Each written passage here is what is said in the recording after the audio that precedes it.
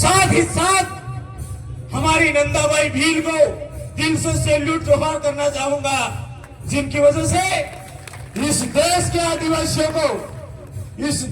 आदिवासियों को कैलाश बनाम महाराष्ट्र की सरकार का जो जजमेंट मिला 5 जनवरी 2011 को कि इस देश का मालिक 8% आदिवासी है।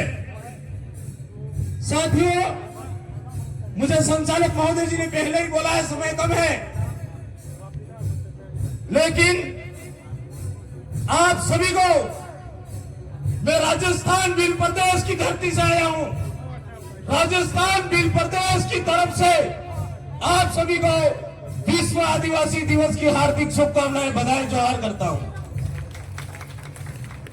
साथियों, मेरा आपसे सवाल है कि 1994 में विश्व आदिवासी दिवस घोषित हुआ, आज 2025 है, 31 वर्ष हुए। 31 वर्ष के बाद भी जो विश्व आदिवासी दिवस घोषित हुआ था, आदिवासी समाज के कल्याण के लिए, संरक्षण के लिए, हमारे शिक्षा, स्वास्थ्य, रोग सुधार, स्वाभिमान के लिए जो हमारा विश्व आदिवासी दिवस घोषित हुआ था, लेकिन आज की तारीख में देखिए हमारे समाज का कितना कल्याण हुआ है। आपको कहीं लग रहा है क्या? मैं आपसे कहना चाहता हूं कि देश में जो इस देश का मालिक है आदिवासी, उस आदिवासी समाज के लोगों पर गैर आदिवासी लोग पेशाब कर रहे हैं। मणिपुर के अंदर हमारी बहन बेटियों को नीम रस्ते में घुमा रहे हैं। क्या यही हमारे समाज का कल्याण हुआ है? आपसे मैं कहना चाहता हूं कि देश भर में जितने भी आदिवासी संगठन हैं, उन संगठनों को एक साथ बनाना होगा। और भले हमारे वैचारिक मतभेद होंगे, लेकिन समाज की लड़ाई में हम सब लोगों को एक साथ बनाना होगा।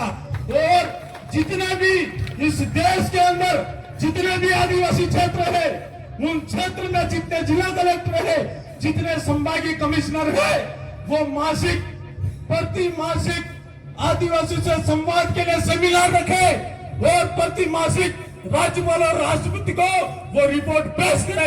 ये मैं आज के दिन कहना चाहता हूं, ताकि आदिवासी समाज की जितनी भी समस्या है वो हाथों हाथ समाधान हो जाए। साथियों, आपने इतिहास में कभी देखा होगा कि कोई व्यक्ति, कोई समाज धार्मिक आंदोलन, भक्ति आंदोलन करे तो उसे गोलियों से मार दिया जाता है। ऐसा इतिहास में कभी सुना क्या? सुना क्या?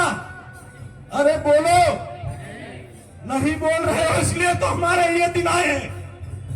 मैं जिस मानगढ़ की धरती से आता हूं, उस मानगढ़ की पहाड़ी पर 17 नवंबर 1913 को गोविंद गुरु महाराज के नेतृत्व में भील आदिवासी एकत्रित होकर भील राज की मांग कर रहे थे। उन लोगों को गोलियों से भून दिया गया, 1507 आदिवासियों को मार दिया गया।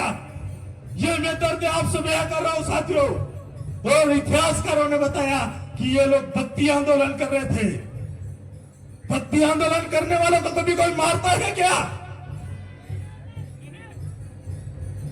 तो साथियों, मैं आपसे कहना चाहता हूं, देश में आदिवासियों की हालत खराब है। आए दिन सरकारें वन अधिनियम के तहत हमारे आदिवासियों को जंगलों से विस्थापित कर रहे हैं। तो मेरा आज आपसे कहना है कि सरकार पहले आई है या आदिवासी पहले है? आदिवासी पहले है।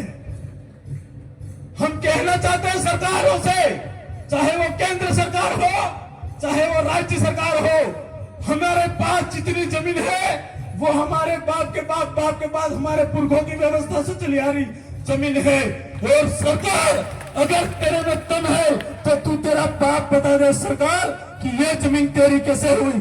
उसके लिए भी हमारे समाज के जितने संगठन है उनको एक साथ बनाना होगा। साथियों, भूमि अधिग्रहण अधिनियम वर्ष 2013 की बात करूं, सेक्शन 41-42 में स्पष्ट लिखा है कि जब तक ना जरूरी हो तब तक अनुसूचित क्षेत्र में भूमि पर किसी भी प्रकार का अधिग्रहण नहीं किया जा सकता। लेकिन फिर भी सरकारें आए दिन स्टैच्यू ऑफ यूनिटी और टाइगर प्रोजेक्ट डैम बनाने के नाम पर आदिवासी क्षेत्र में लगातार जमीन का अतिक्रमण कर रहे हैं। क्या हमारे साथ ये सरकारें सही कर रही है क्या? यदि सरकारें सही करती तो इस देश के मालिकों को आज शहरों की गंदी गटर की नालियों के पास नहीं सोना पड़ता। साथियों, समय है न्याय करने का। आपको मैं एक बात कहना चाहता हूं, मैं किसी की धार्मिक भावनाओं को हाथ नहीं पहुंचाना चाहता, लेकिन मैं आपसे कहना चाहता हूं, हमारी जनसंख्या आज की तारीख में कितनी है? कितनी है? कितना प्रतिशत है? इतना तो पता होगा। 8%। 8% जनसंख्या हमारी है इस देश के अंदर। तो हमारी जनसंख्या बढ़नी चाहिए या फिर घटनी चाहिए? बढ़नी चाहिए ना। तो हिंदू अधिनियम 1955 अनुच्छेद 366, 25 और 342 के अंतर्गत निकाली गई अधिसूचना के अंतर्गत आने वाले आदिवासी समाज पर